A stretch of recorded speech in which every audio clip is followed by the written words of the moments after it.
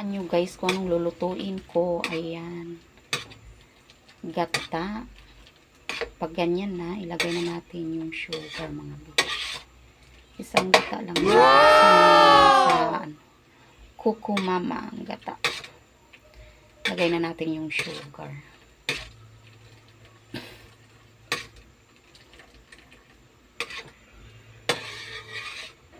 Ayan, pag ganyan na siya, ilagay na natin yung sugar.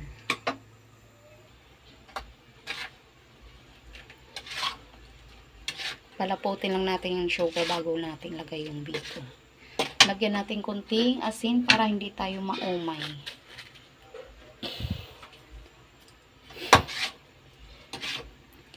Mahilig tayo kumain kaya kailangan natin matutong magluto.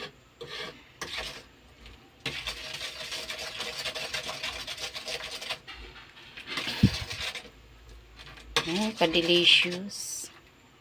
Ang sarap naman. So, kain. Yan, salamat sa nagbigay ng malagkit.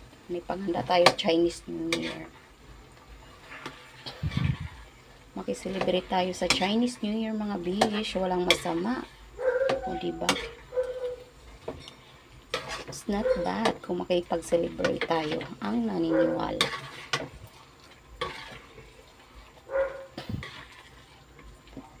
Ang sarap ng malagkit bish.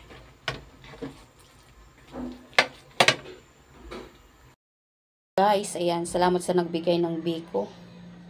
Tikman na natin yung luto nating biko. Lagyan natin ng cheese. Masarap yan guys, ang biko lagyan ng cheese. Bigay, yung December pa to, bigay naman tong cheese, eating cheese. Kaya lagyan natin ng topping na cheese.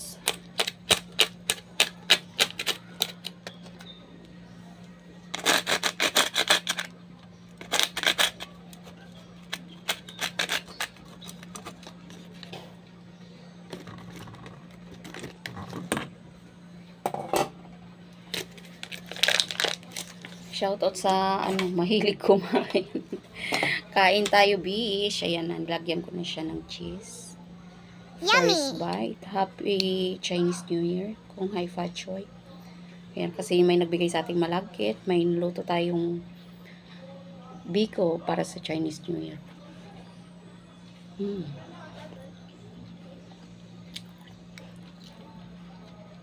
Masarap.